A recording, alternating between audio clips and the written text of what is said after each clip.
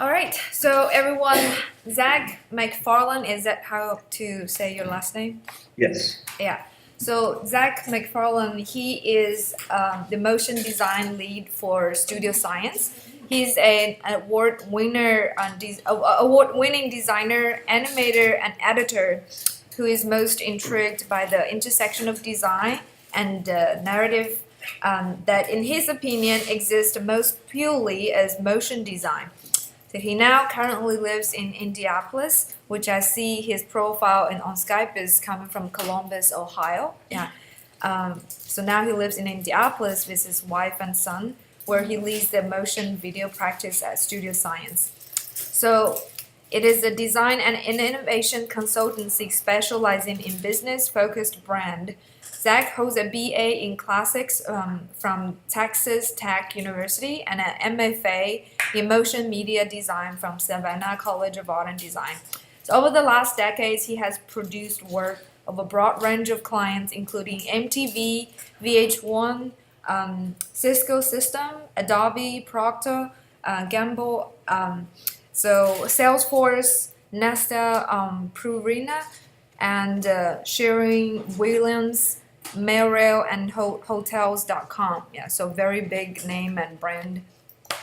And this summer when I was there, they just won another award from an international conference too, right? Yeah, I got to present some Yes. of my research at a conference in Ireland this summer. Uh-huh. Yeah, great. So Zach, yeah, I'll hand this whole time to you, and we'll look forward to see your presentation. Okay, great. Can you see my screen now? Yes. Okay, great.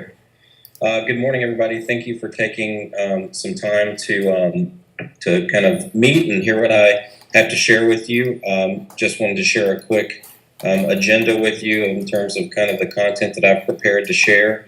This is pretty loose, so if there's something that really piques your interest, you can feel free to interrupt me and ask a question throughout the presentation. But I do have some time at the end blocked off for question and answer as well. So with that, we'll just get right into the content here. So just as Lee mentioned, I started in video about 15 years ago, really, and was kind of an editor mostly at first and worked for a few years. And I felt like my career was hitting a little bit of a ceiling. And then I saw this film Stranger Than Fiction in the theater about 10 years ago and really fell in love with how the filmmakers were using graphics to add additional layers of meaning to the story in that film. And that really prompted me to sort of go back to school and focus more specifically on motion design and animation and learning After Effects more. So that's really what I'm interested in when I talk about the intersection of design and narrative. This is the kind of work and the kind of storytelling that I'm really talking about. So that's something that I really enjoy, and part of what really gets me excited about the work that's happening in the industry is more and more work like this that's showing up. As Lee mentioned, I've bounced around quite a bit. I grew up in Texas, lived there for 30 years, and then lived a few other places. Most recently, Columbus, Ohio, where I worked for an agency for a couple of years before I moved here to Indianapolis 2 years ago to work at Studio Science and to sort of create and run the motion and video practice here. You can see Savannah on the map there, where I went to SCAD for graduate school. And then New York is when I did my brief stint up with VH1 and MTV up there. As she mentioned, there's just a few logos of some of the brands and companies I've gotten to work with or work for in the course of my career. It's been a good mix of entertainment brands and consumer-focused brands. And then here at Studio Science, we're focused largely on business-to-business clients. So it's been a good mix of a lot of different companies and a lot of different kinds of verticals. And then that's me and my wife and my kiddo. So Studio Science, as Lee mentioned, and as she had a chance to kind of experience a little bit here this summer, we are focused on business-facing brands. So that means for me, the challenge I have pretty much every day is figuring out how to make things like software products and applications that people use at work be not completely boring and try to make them somewhat interesting and human. And that's definitely challenging at times, but that's sort of what I try to do every day is figure out how to write scripts and stories and come up with concepts and interesting designs that help breathe some life into what historically has been very kind of old, sterile, not very enjoyable to use products and software. Just a quick bit about storytelling. Looks like I've got a font issue here, so the quote dropped off, but this is Ira Glass, who created and hosts This American Life on NPR, and he has a quote that says, "Great stories happen to those who can tell them." And I love that quote because it really speaks to this idea of storytelling, that it's not as much about what happens as it is about how you tell the story, right? We probably all know people in class or friends that we have that are really entertaining and can take the most sort of like mundane experience they've had, getting a haircut or whatever, and turn it into this 15-minute story that has you rolling on the floor laughing. So, that's what he's talking about, is the ability to think about experiences and think about stories and observe the way things unfold in life, and then be able to tell those back to people in a way that's interesting, even if the subject itself is not on its face, an action movie where there's lots of explosions. Finding a way to inject some meaning and some curiosity into the way that you tell stories, I think, is a really powerful thing. So here's a quick video. I'm not sure how the video is going to play over the web. We'll try it and see how this works. Yeah. Just a quick video. I did not make this one, but it's a nice little example of this idea about storytelling that I thought was good. Let's see here. It may not play. I'll try one more time. Do you have a link? This one is not online anymore. Let me try it. Let's see here. Is that coming through? Yes.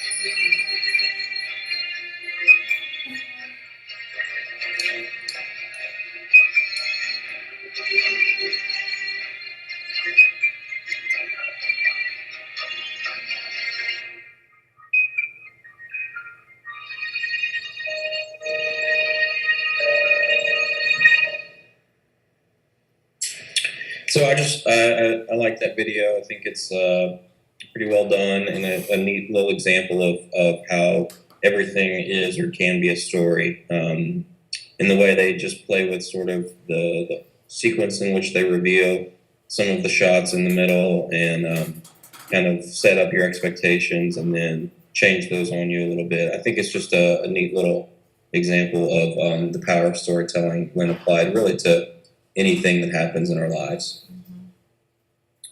So let's talk just quickly about live action and motion graphics. So, when I say live action, I mean anything that's sort of shot or captured with a camera. And then motion graphics would be anything that's created in a computer and then brought to life through animation. So that's flat 2D animation, that's 3D animation, and that's character animation, those kinds of things. But we're seeing a trend recently in the past 10 years, really, starting around that time of Stranger Than Fiction, and increasing, where we're getting more and more of sort of the combination of live action motion graphics, mostly because technology has made it less expensive to pull this stuff off, to the point that we're now seeing it in TV shows like Sherlock and House of Cards. So I think that's a really cool thing. I think that as you as students think about the work that you're making, if anyone is particularly interested in video work or in motion design, I think being versed in this sort of visual language of combining live action and motion graphics is the place to focus, because that's where work is continuing to go. So that would just be an encouragement I would give for you, is continue to look at how this kind of work is showing up in commercials and in the shows and movies that you watch. A quick glimpse of the sort of video process here at Studio Science. This is way more detailed than you probably need or really that interested in. But I can send all this as a PDF over to you guys that you can have as a reference. And you can look through this, but it just shows how many steps are involved in producing a video like we do for clients. And actually, if you guys make a video, even if it's something that you shoot on your iPhone, without knowing it, maybe you go through a lot of these steps, even if it's not intentional. So it might be fun to look through this and see if there's a particular step in here that interests you as a place that you can focus on exploring more and learning more, or something you could even experiment with in some stuff you're shooting with the equipment that you have.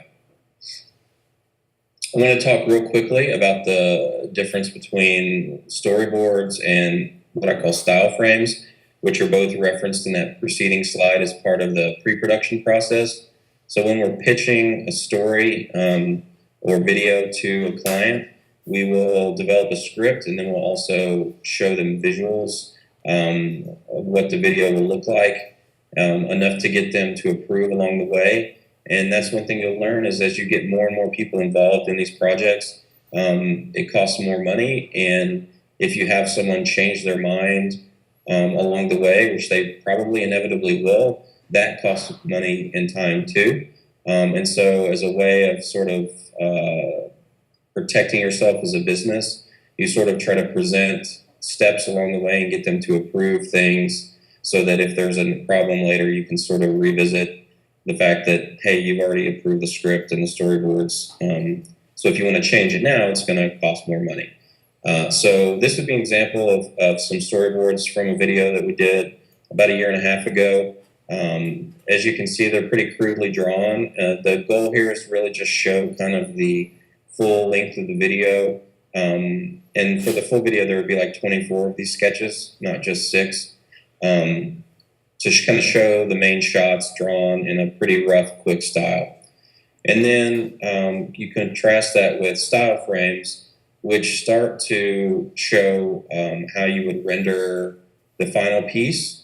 Admittedly, these aren't quite as developed and refined as the final piece ended up looking. So these are still a little bit unfinished, but they start to tease out more than the sketches do, right? What the actual visual look and the color palette and maybe some text treatments, things like that would be in the video, so that the client, again, can approve a handful of images, and you can move forward into the full video with that knowledge in mind. So now I'll show you the finished video from this project here.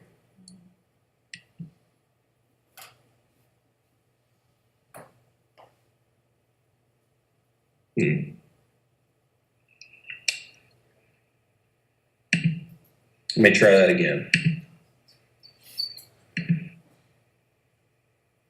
Smart companies do business. From CRM to marketing automation to web analytics, technology has transformed the way products and services are marketed and sold. But when it comes to the sales process, most businesses are still stuck operating the same way they were 20 years ago. Sales professionals spend enormous amounts of time searching, creating, following up, and waiting on their sales documents. What if your sales team could focus on closing deals faster instead of managing paperwork? Introducing Tinderbox, the cloud-based solution for managing data-driven sales documents from creation to close.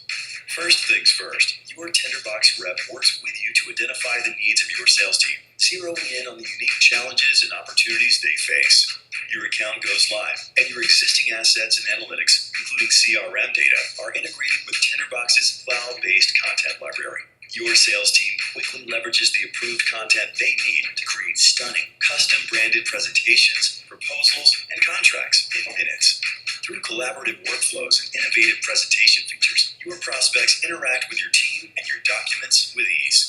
With a click, your prospects comfortably view your documents on any device, and Tinderbox tracks their engagement, generating real-time alerts, which enable sales and marketing to intelligently refine messaging.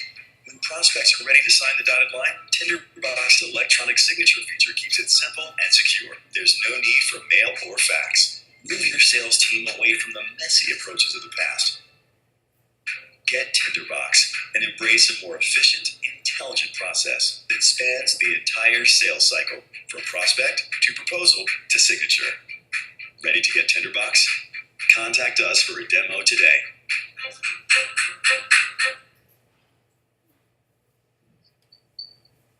So that's how those designs, obviously lots more of them translated to the finished video.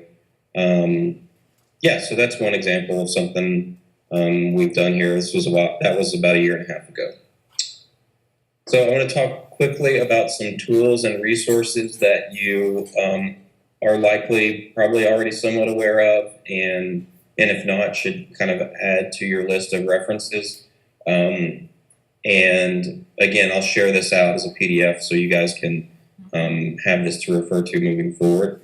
So just as sort of like a basic level, some tools that pretty much any motion designer is going to use would be, the Adobe Creative Suite, with a lot of emphasis on these 5 applications, using Photoshop and Illustrator a lot to create a lot of the assets you would use.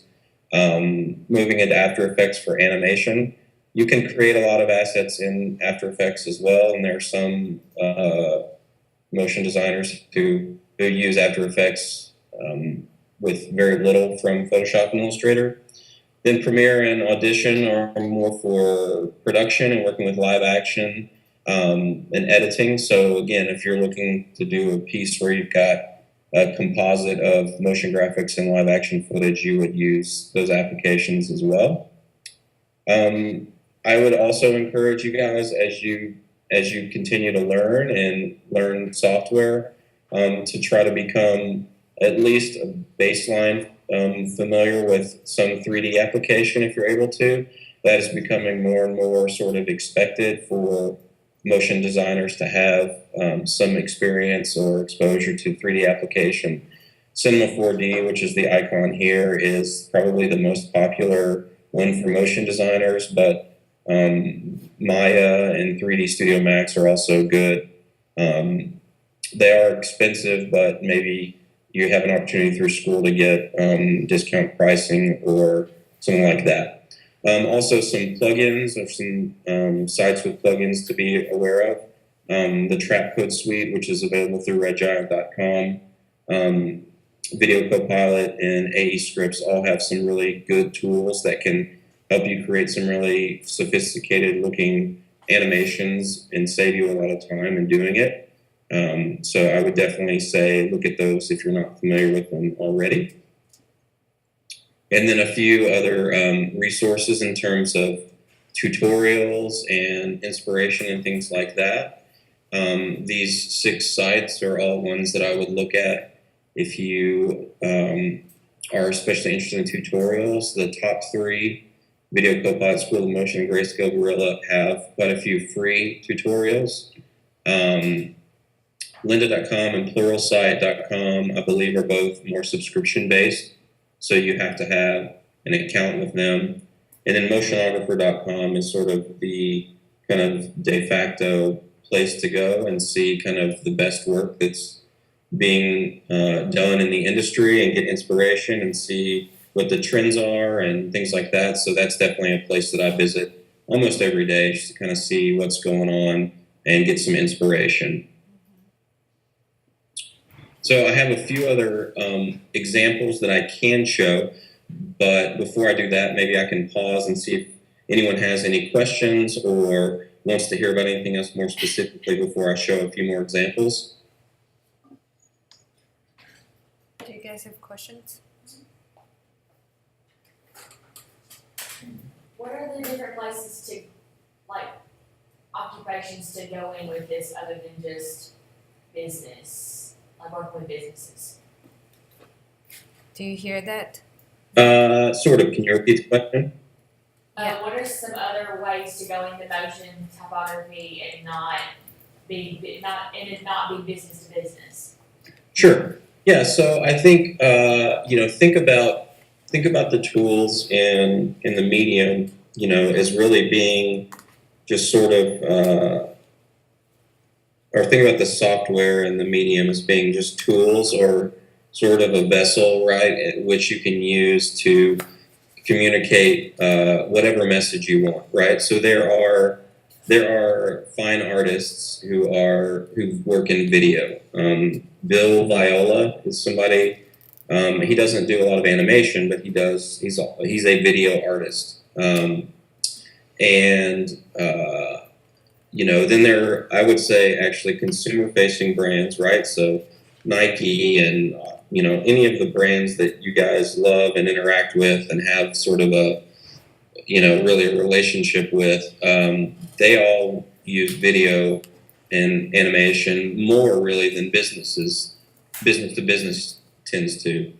Also, a lot of the work that's being done in this field translates to entertainment brands and television and film production, right? So the Stranger Than Fiction example that I showed, TV shows that I showed. So being able to animate and being familiar with After Effects and being familiar with storytelling and how design can influence and add additional layers of meaning to stories.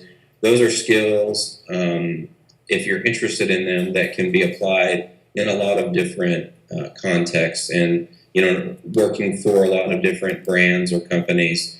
So I would say actually that's business to business is probably the smaller of those groups. That just happens to be kind of where I landed with this. But, I've interned at VH1 and MTV and did this stuff for them. So animating their graphics for on air, on the broadcast, that kind of stuff. So really, and things, as technology continues to evolve and speeds of sharing files just get faster and faster and streaming becomes pretty much a universal thing, making all the static design work that you're doing, figuring out how to make things move and understanding how motion influences the still assets that you're creating. That's going to be just a more and more important part of any designer or artist's work moving forward.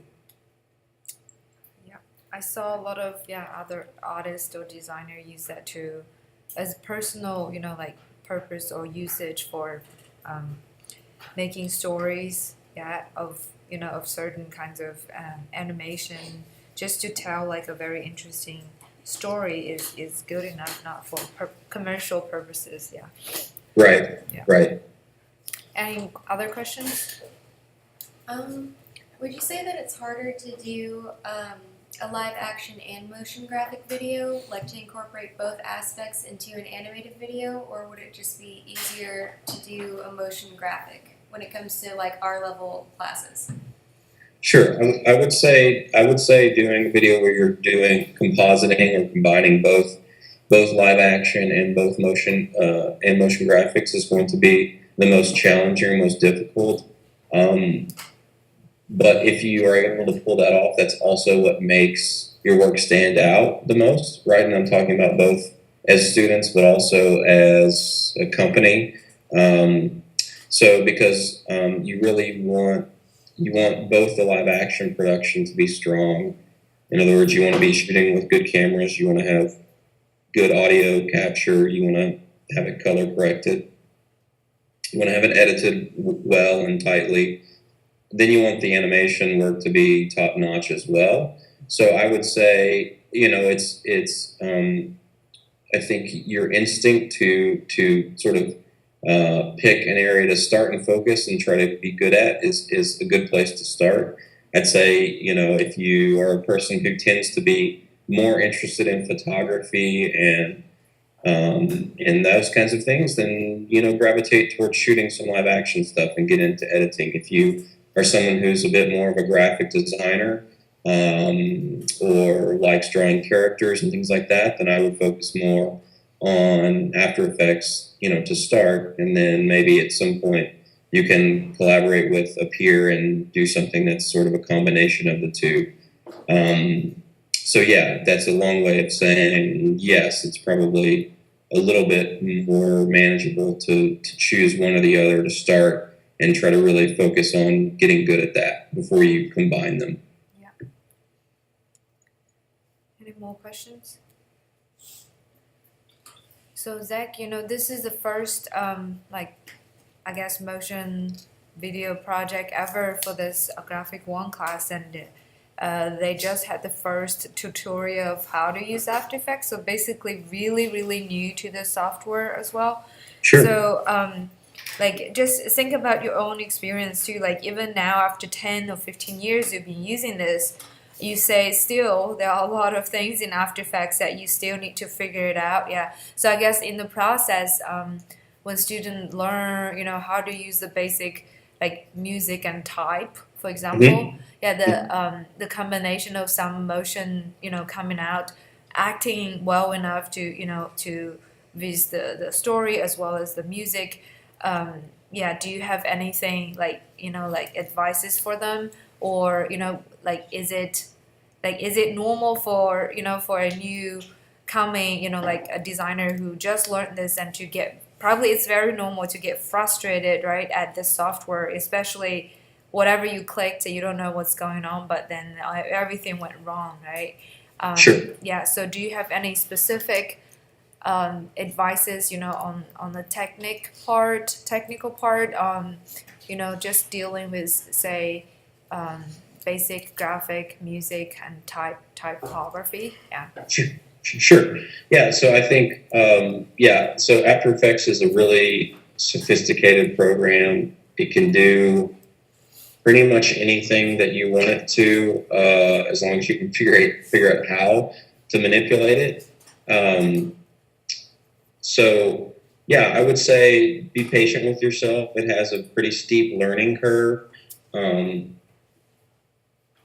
So I would just be patient with yourself. I would say look at some of the tutorial resources I mentioned, specifically Video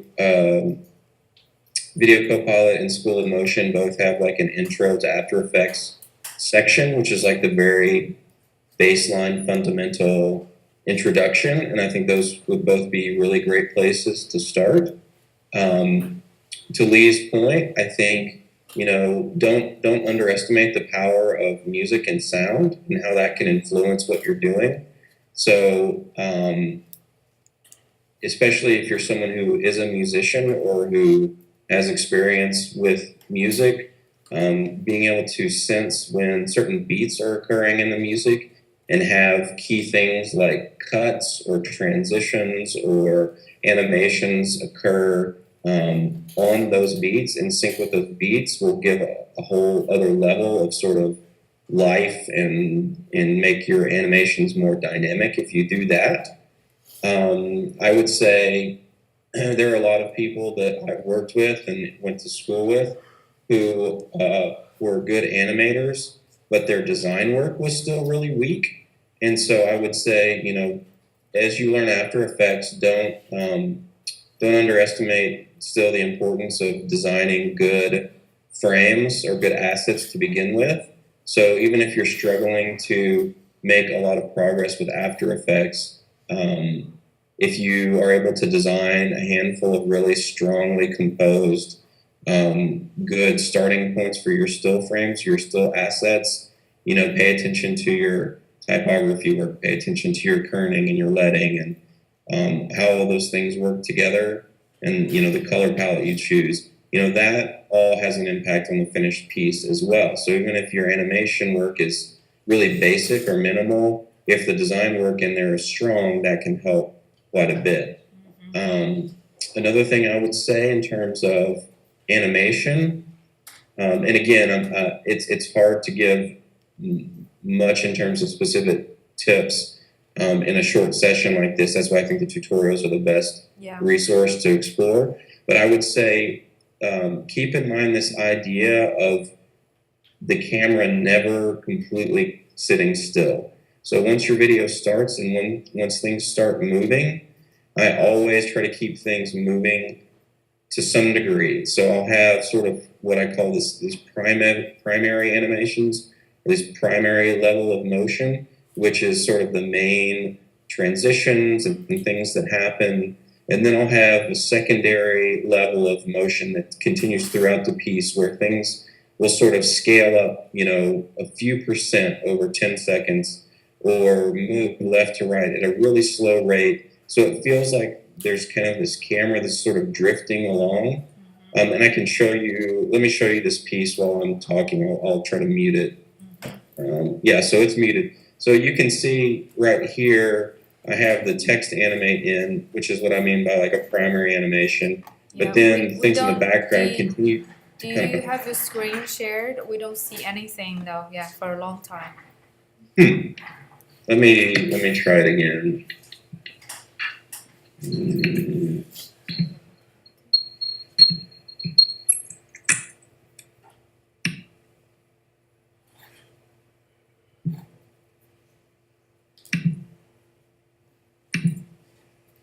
Okay, it's coming up. Is it playing now? Yeah. So when the text animates in there, that is kind of an example of what I mean by like a primary animation, primary motion. And then these other things that are happening and this sort of wiggle and drift. It's really subtle and kind of deliberately kind of slow in the background. But it creates this feeling that this camera is sort of floating through this space, and it's never coming completely to rest. Yeah. It's never landing completely statically. I think that's a really important thing that a lot of people don't do. Lots of even freelancers and professional animators that I work with will still have moments in their videos where their cameras just grind to a complete halt. And I think it's really, it sort of takes you out of the moment when that happens. Yeah. So I would say, look for ways to create sort of these slow pushes and zooms and pans, even as you do the primary animation within that. Okay. So that would be one specific tip for sure. Yeah, I think I definitely see how important that is too. From what I did previously, I guess this is the most important tip I've been getting from Zach as well. Like just keep every moment, no matter how dramatic or how slow the movement is, because it's motion graphics. So keep every moment moving so that the viewer's eyes get attracted to your video all the time. Yeah. Yeah, totally. And here's, let's see, let me skip past that one. So here's one that I did that maybe. Zach, do you have a link to that? Because I think the sound will sound better if I play it here for students. To the return path one. If for any of the one that you're showing in the future, do you have a link for that? Yes, I can send you those. Can you see this one playing right now? Yes.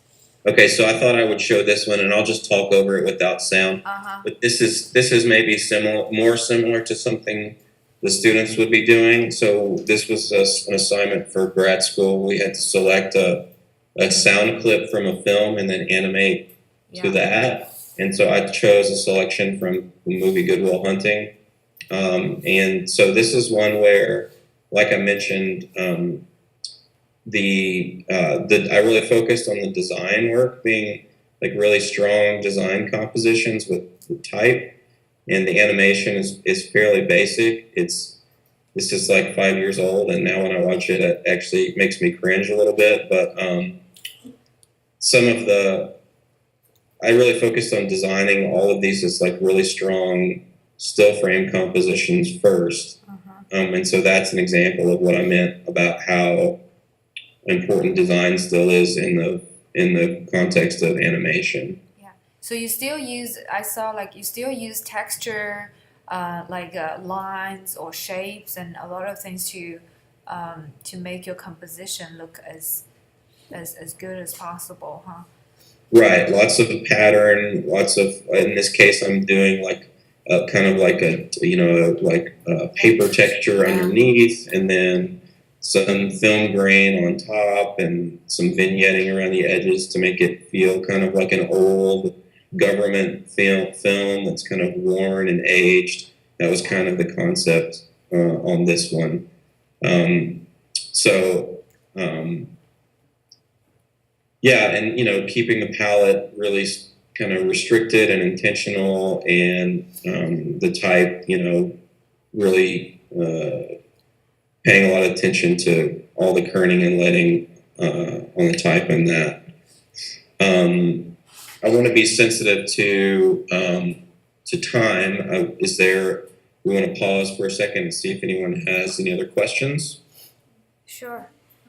Yeah. So like if you want to like animate like a figure walking, what like program do you think would be best for like beginners? For a character walking? Yeah, just like them walking. Like what Sure. program do you think would be the best for that? Yeah, so you have a few different options. I will start by saying character animation is kind of its own beast, and it's got its own challenges for sure. It's definitely not the quickest or fastest or easiest place to start with respect to animation, but it is doable. So you can either do what's called, especially if you're a strong illustrator. I'm not a strong, kind of manual traditional illustrator. I'm more of a graphic designer. But if you're a strong designer, you can do what's called cell style animation, where you're literally drawing the character's movement frame by frame, and scanning that in and then adjusting the timing of that in After Effects or in an editing program. And if you wanted to go that route, you would probably want to look at some more like traditional animation books that will show you like walk cycles of characters from the side and from in profile and from the front and things like that. If you're wanting to not do it by hand, you could certainly do it in After Effects. You would create your character, and you would need to be able to separate all of their sort of limbs and joints into different layers. So, for example, you would want like their hand and their forearm and their upper arm to each be separate layers. You would want their torso to be a layer, their kind of waist area, then their upper legs, lower legs, and feet, to each of those be separate layers. And then there are a few ways in After Effects you could do that. One of which is called the puppet tool. The other one is called is like using parenting. It's a technique called parenting. So if you searched about, After Effects, character animation, puppet tool, or After Effects, character animation, parenting, you can find some things online that'll walk you through that. It is pretty time consuming. After Effects in the newest version also just released a kind of like beta or trial or test version of this new application called Character Animator. I have not used it yet, but it's designed more for that. So you might look at that as well. So it's definitely doable. But I would say, definitely kind of like manage your expectations and understand the time it's going to take, especially if you're new to animation in general, to kind of get a fluid figure to animate. Yeah. What other questions? How do you go about getting different textures? Like, you took the paper style, kind of like a dingy paper to get like the backgrounds and stuff. But when you did like, I don't know, like the footsteps and some different stuff, there were a lot more. Sure. Yeah.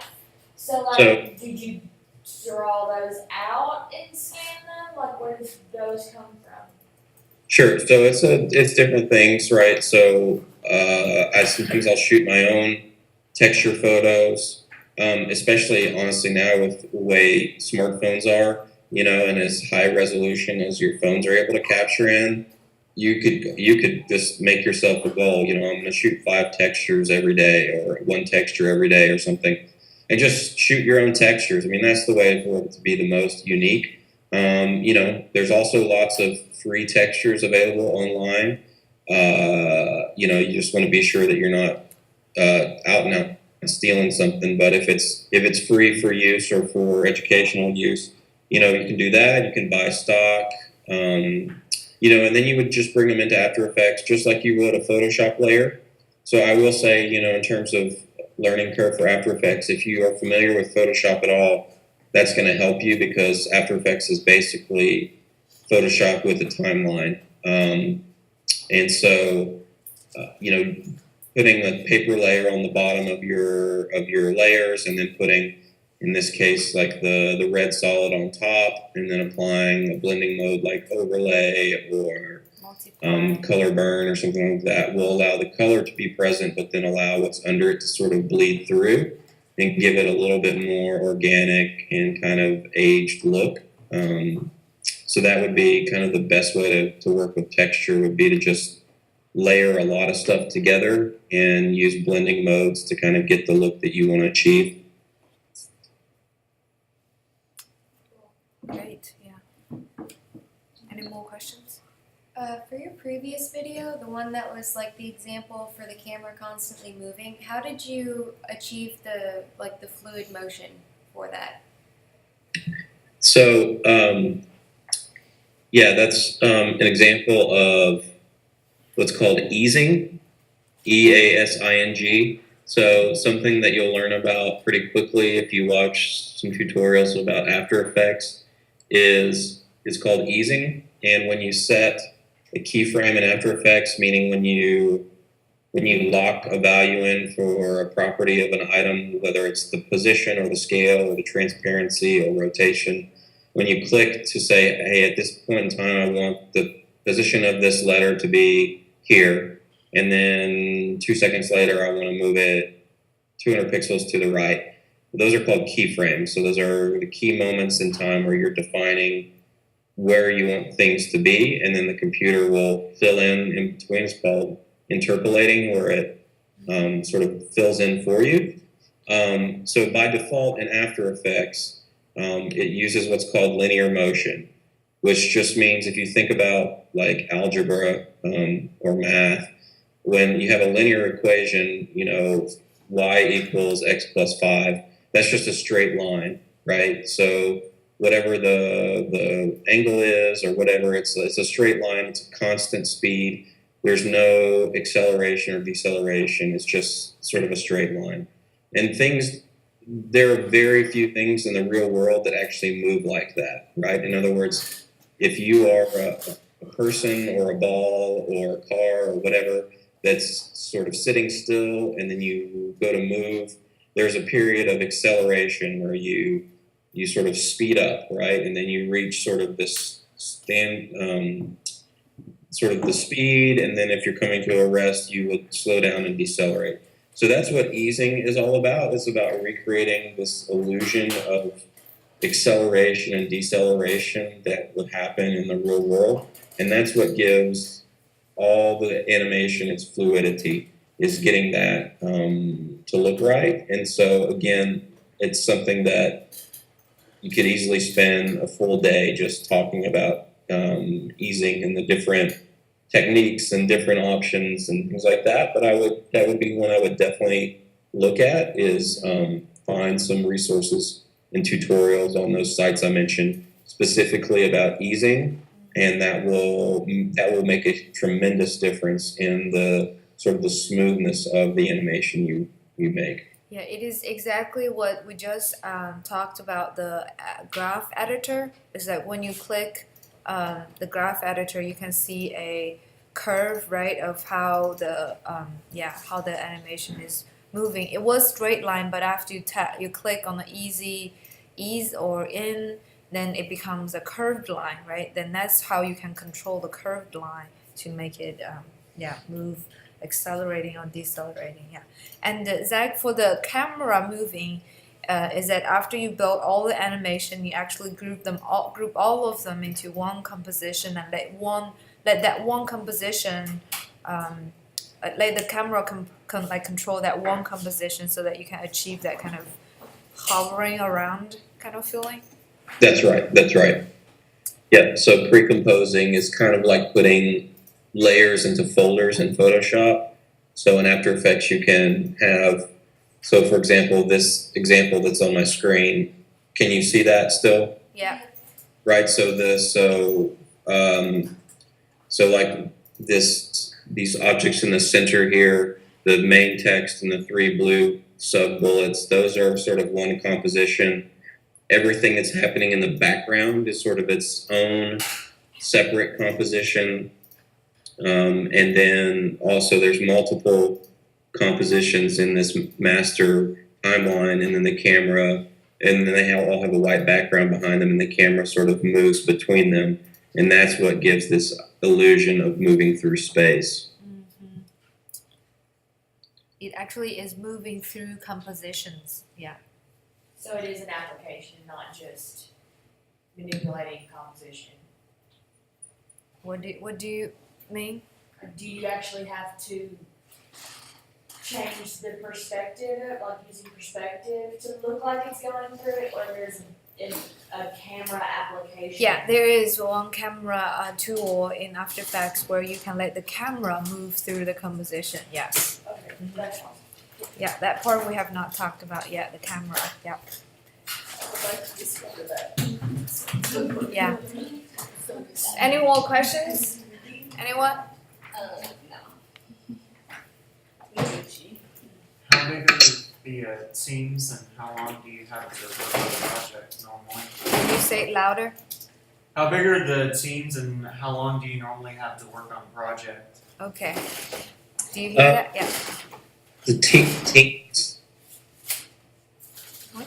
What? I think the You're breaking up on us. Yeah.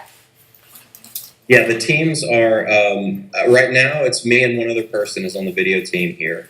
So, the place I was at before, there were 7 of us. It really depends on the company you're at and sort of the specialty. So sort of the bigger the team, usually the faster you can turn things around. The smaller the team, obviously the little bit longer it takes. So I'm just about to start a video this week that I will pretty much do by myself, and I will take about a month to produce it. It'll be about a 2-minute animation.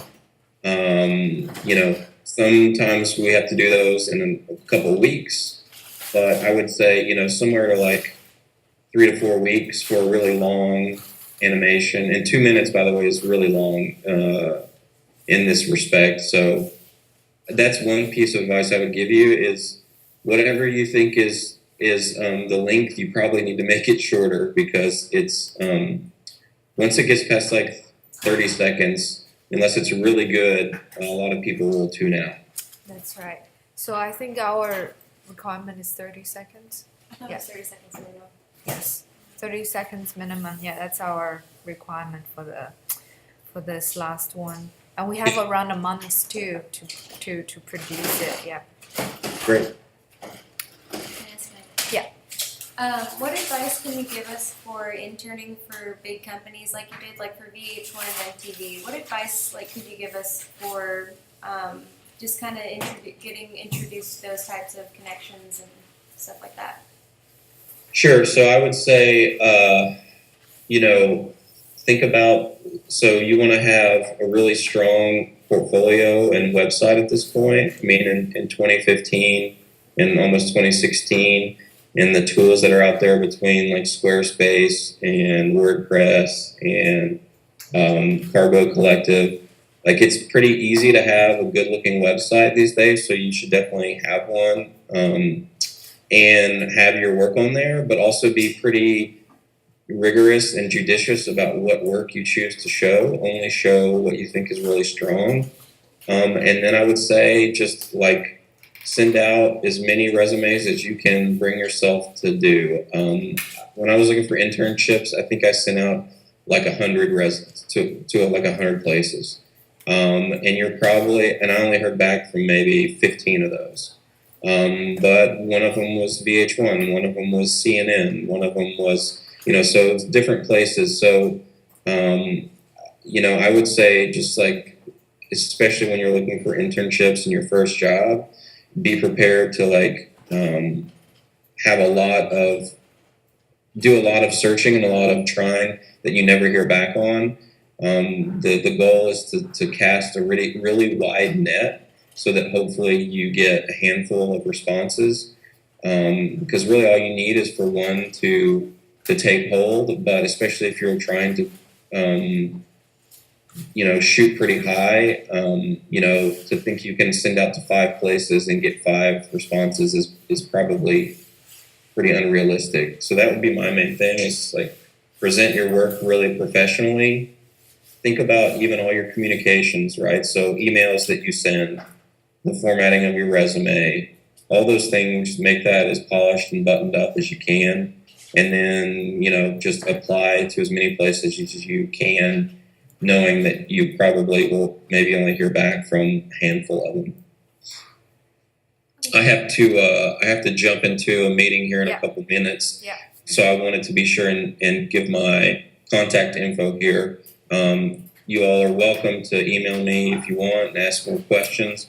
I'll also send this presentation as a PDF with Lee, along with the links to the videos that you guys can look at some more as well. Is there anything else I can touch on though before I jump off? That would be great. That's it, I think, Zach. Yeah, thank you so much, everyone. Okay. Yeah, definitely enjoyed it and asked a lot of good questions. Yeah, I look forward to your PDF, and we'll keep in touch.